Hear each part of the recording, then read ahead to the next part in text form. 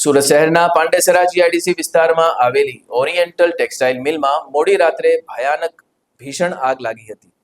આ અગ્નિકાંડ એટલું ભયંકર હતું કે આખી મિલમાં ધુમાડાનો ગોટાળા છવાઈ ગયા હતો.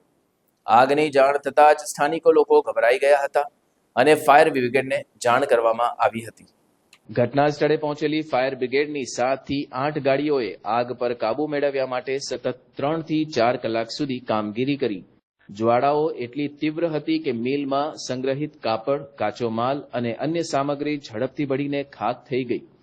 અંતે ફાયર બ્રિગેડના જવાનોએ હિંમત અને મહેનતથી આગ પર કાબુ મેળવ્યો. આ અગ્નિકાંડમાં મિલનો કરોડો રૂપિયાનો કાપડનો સ્ટોક, મશીનરી અને અન્ય સામગ્રી પૂરી બળીને ખાખ થઈ ગઈ છે. પ્રાથમિક અંદાજ મુજબ લાખો રૂપિયાનું નુકસાન થયું હોવાની આશંકા વ્યક્ત કરાઈ છે.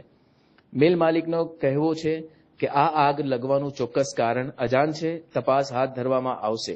સદનસીબે આ આગ લાગી તે સમયે કોઈ કામદાર હાજર ન હોવાથી કોઈ જાનહાનિ થઈ નથી. આ ઘટના બાદ પાંડેસરા પોલીસ અને જીઆઈડીસી ફાયર વિભાગની ટીમે ઘટના સ્થળનું નિરીક્ષણ કર્યું હતું. આગ લાગવાનું કારણ શોર્ટ સર્કિટ કે અન્ય કોઈ તકનીકી ખામી છે તે જાણવા માટે વિશેષ તપાસ શરૂ કરવામાં આવી છે. આ ઉદ્યોગો માટે મોટો ફટકો છે.